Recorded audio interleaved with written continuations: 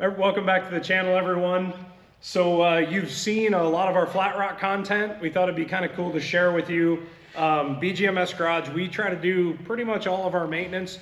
We rely on right now one local shop to do tires and some of that stuff that we can't do. But any of the mechanical things that we can do, we do here in our shop. You can see the shop in the background. At some point we should probably do a little tour video and get a look at some of the other projects we have. But today on my 2019 Clubsport MR, we are actually going to do brakes. So BGMS Garage has teamed up with AP Racing, and I'm sure you guys, if you're familiar with motorsports or cars at all, Essex Parts Services is, I assume, who owns AP Racing. We approached them about several of our vehicles, so they have replacement pads and calipers for the Clubsports. It's a direct bolt-on. We've had one member use a front set of brakes already, a member at Flat Rock, and we're going to do these on our car today. So we thought we would unbox this and show you the rotors. These are 380 millimeter rotors, direct replacement for the Clubsport rotors. They do have fronts and rears. We are actually only going to do the fronts today. That's what my car currently needs.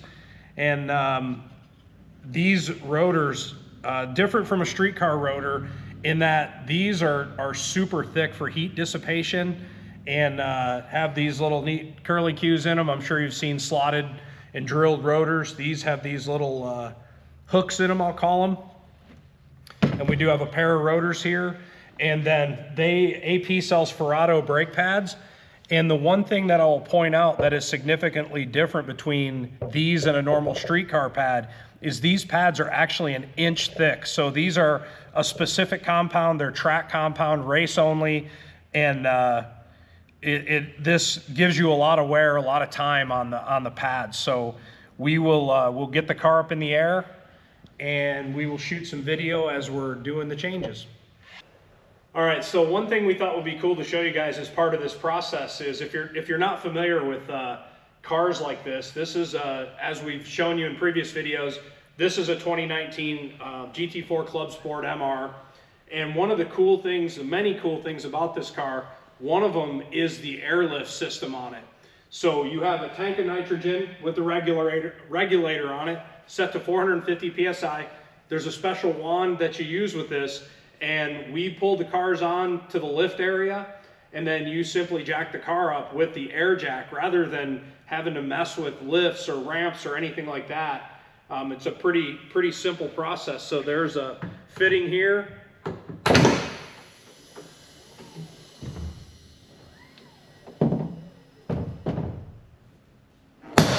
And that's it. So the tank is a little low on pressure, but takes it a second to come up. Normally they come up much quicker.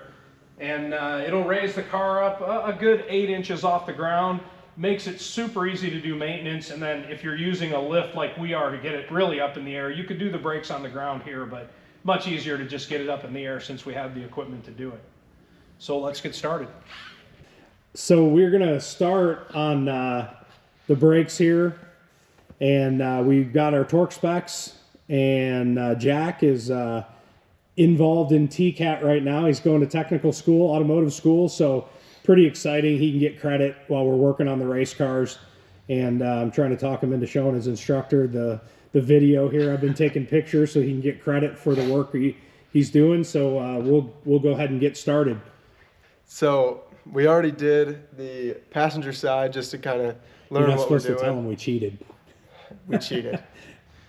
Sorry to disappoint everybody, but so we just sort of started breaking everything loose, and then we took the lines out of the grommet on the back, and then loosened up the caliper, took the caliper off, zip tied it up here just so it wasn't hanging on the line, and then got everything disassembled. So we'll go ahead and do that now. So there's just two nuts holding the caliper on to the bracket and two T30 Torx bits, and the specs, I'll probably repeat them again, but the specs for the small torque are 10 Newton meters, and the specs for the nuts that hold it to the bracket, the caliper to the bracket, are 65 Newton meters.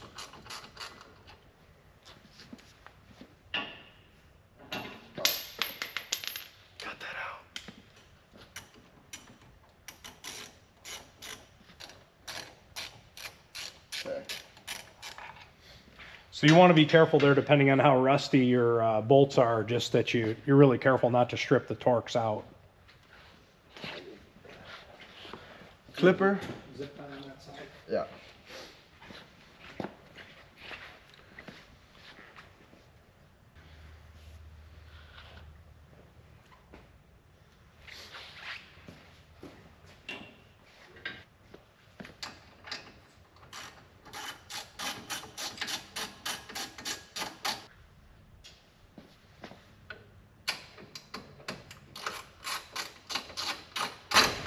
One thing to mention we did do before we started is we took the caps off the master cylinder.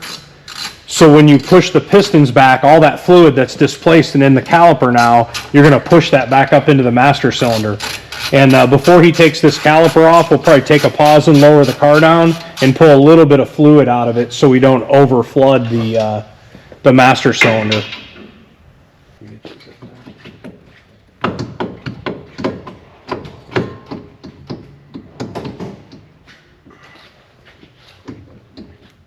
So you don't want to let the caliper hang, and these calipers are pretty heavy. So what you want to do is we take a few zip ties, loop it through the caliper, zip tie it, and hang it. Those pads are pretty gone. You gonna show them to the camera? Yeah, after we're done, we'll set the pads. Set the pads over there. So hopefully you can see this well enough right here. This is the new pad. We showed you these in the preview video, the preview of the video. These are the pads we took off the car, so we have definitely gotten our life out of them. There's about 1/16 of an inch on them.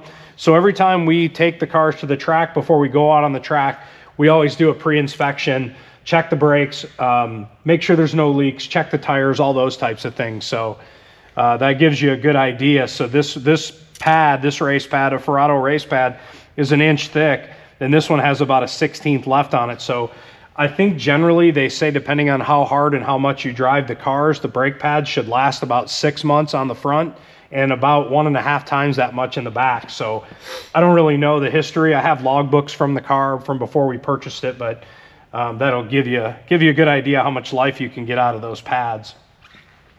And while he's finishing removing that rotor, we also have this tool, and this is a tool for pushing. You'll see a lot of people use a C-clamp, things like this. This also came from Essex, from AP, and this allows you to slide it down in between the caliper, and you can pull this handle, and it will push all 6 of the pistons. It'll work on their 4-piston or 6-piston, and this is a great tool. It was a couple $100, so not super cheap, but it makes it a lot easier to do this process versus taking, I'm sure you guys have all taken an individual C-clamp and you pushed all 6 of those pistons back. This makes it much easier to slip in there. Might be a little hard to catch on camera, but we'll try our best to do that. Negotiator, dad joke.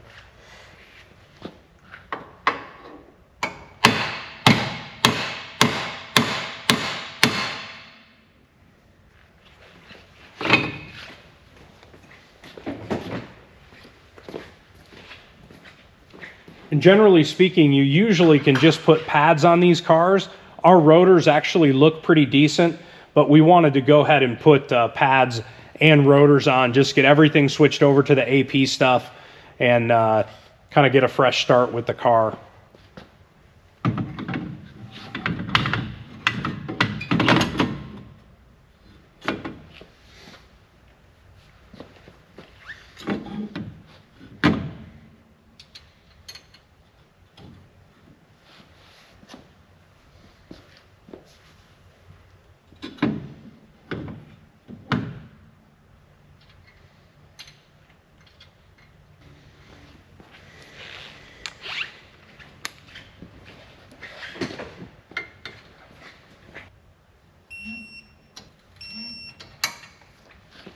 All right. You won't need that again. As I mentioned, we lowered the car down, and you can see the master cylinder here This car actually has a dual master cylinder setup with a slider bar. It's technically one master cylinder, but it has a slider bar. So the cars, the comps and the MRs actually have a brake bias bar.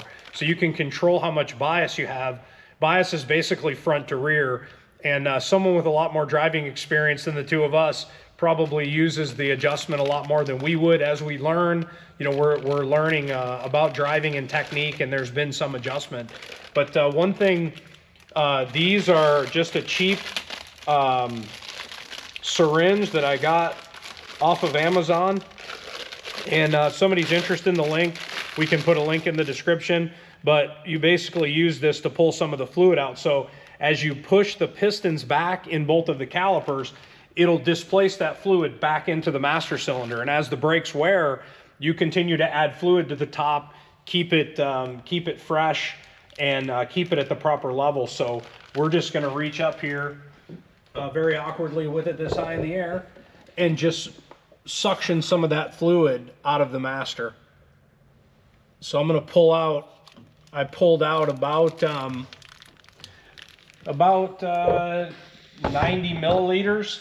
Just got it down. You don't want to empty it if you don't intend to change the fluid. We're actually going to bleed some fluid through it. So we'll just bleed it down enough. Then when we push this out, I'll actually use this to take the rest of the fluid out, and we'll start with fresh fluid as we bleed the brakes later. Well, he's got the caliper out now. We've watched us torque down the rotor, and we're going to use the AP tool, the Essex tool, to spread that back apart. We tried to position the camera in such a way that you can see what we're doing. It may or may not be difficult to see. So this works just like a caulk gun. You push this button in, squeeze this down, and then you just use this to open it back up. And as we're squeezing that, you can see it's pushing those pistons back in. It's almost like you have to... You need to put it up like you did on the other side? Well, I've got it rotated, just we're backward. Yeah. So yes, I think it's good now.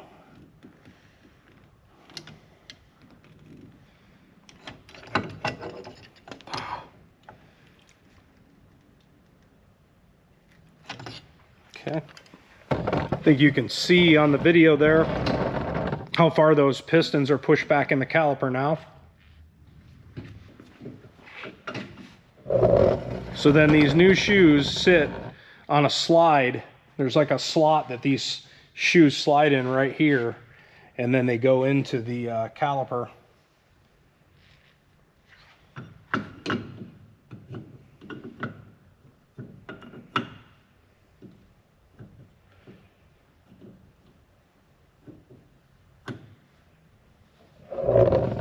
So we paused for a second. We didn't have the caliper, the pistons pushed back quite enough to get it over the new rotor. So off camera, we slid the tool back in there and pushed the pistons back just a hair more to get them over that rotor. The new rotors, I believe they're 32 millimeters thick, so they're extremely thick compared to a regular, what I would call a regular sports car rotor.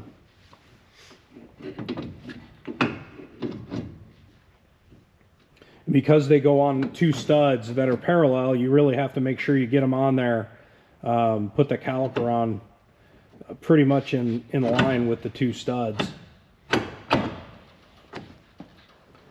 You hear it go all the way home there. Then we'll put our two 10 millimeter nuts on.